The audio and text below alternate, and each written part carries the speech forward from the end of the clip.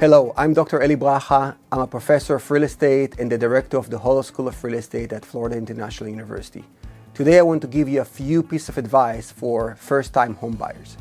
Number one, please do not wait for interest rate to come down before you try to buy a home.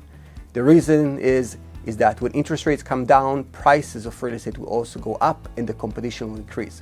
Now, when interest rates are still high, you do have the opportunity to actually negotiate a little bit of the price, get the house that you want, and then later on refinance when rates come down.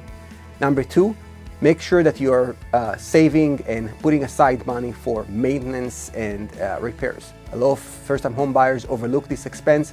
You need to make sure you have at least 2 to 3% of the value, the house value, save aside, and then another 1% per year, putting aside maybe on a monthly basis in order for you to pay for those expenses. Those expenses, it's not a question of whether they will come, it's when they will come. So you do need to be prepared for them. And the third one is that please do not buy more house than you need. Buying more house than you need for the future in order to grow into the house is a myth.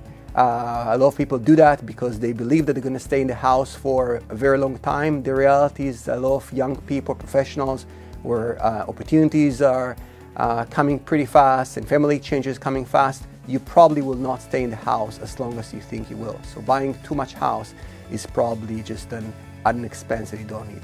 Please follow me at Dr. Eli Beracha. Thank you.